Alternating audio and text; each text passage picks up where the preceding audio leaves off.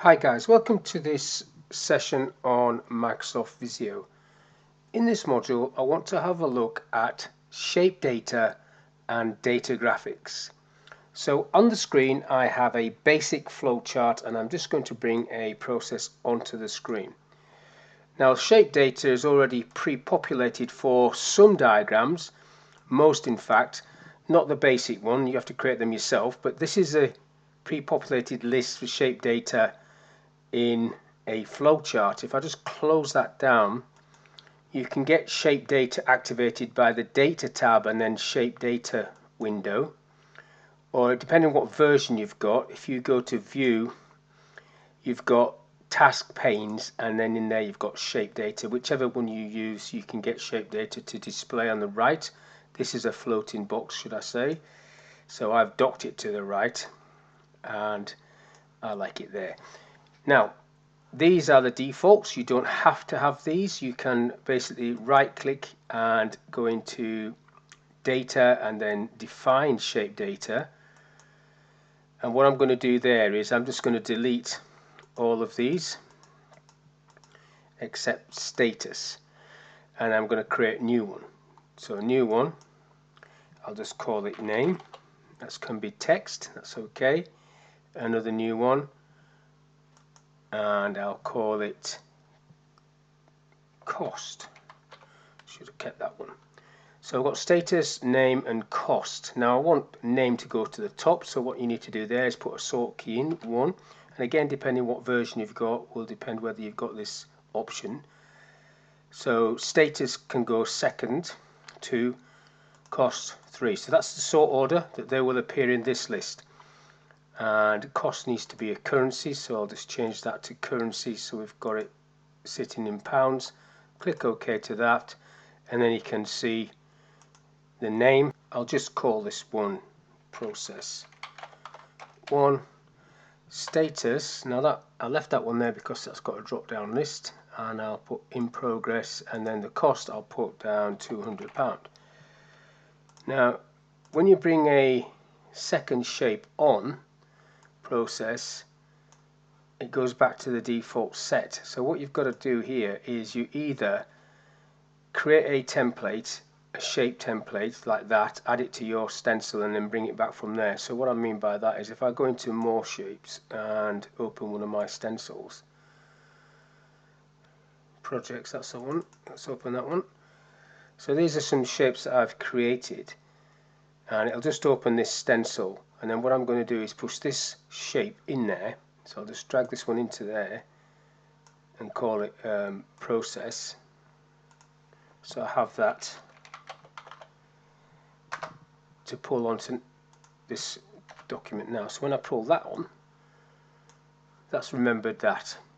So that's one way of doing it. Another way of doing it would be go to the developer tab, and you need to activate that through file options, or you can right click and go customize the ribbon to take the developer tab on, and in there you've got the document stencil, which will just basically give you the shapes that you've got on the screen. So if I pull that process or that one, they both should have the same.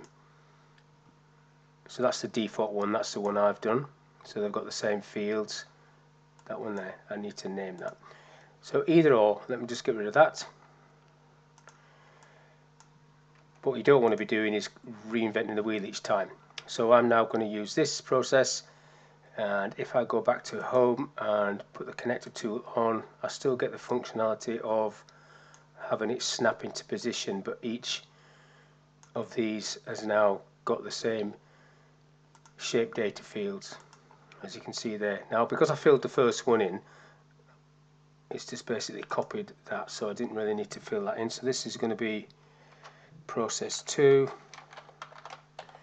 and it can be in progress, and that can be £50, and this will be process 3.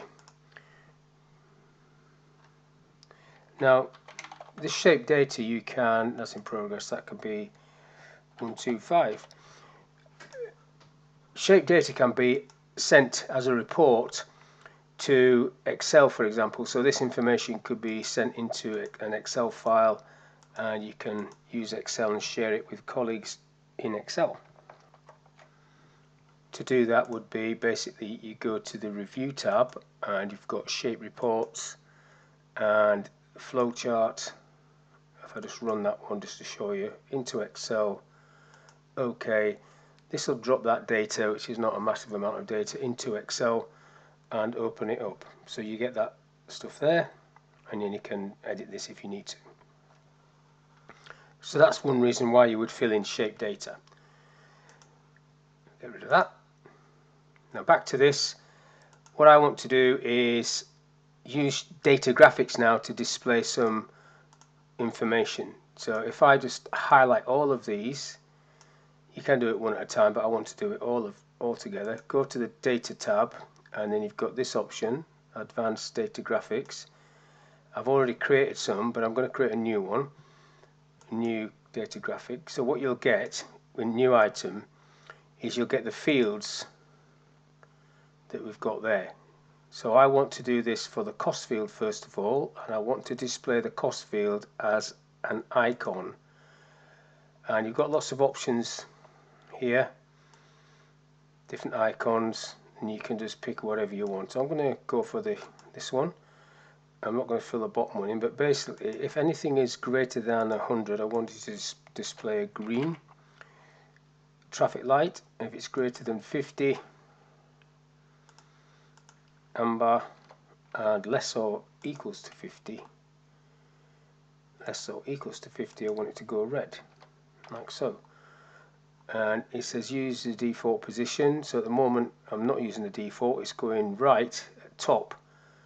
So if I drop that arrow down, you've got different options there. Right edge, I'll go for right edge top. Yeah, that's where I want it to go. Click OK to that, and OK again. Yes, and then you get the indicators going on there based on the money that I've already got in these shapes. So I click off these shapes, so that's over 100, that's less than 100, that's over 100. So if I put that one down to 75, that one goes amber. Now let's do that again. I'm going to edit that one now. So if I go back into that data graphics and edit that one, so I'm adding to it, new item. This time I want the name displayed as text, and I want no label, so let's get rid of the label, and this is going far right. Let's just go right in the middle, so it's going to be right in the middle. Click OK to that, OK again, and now you can see the process in black on blue.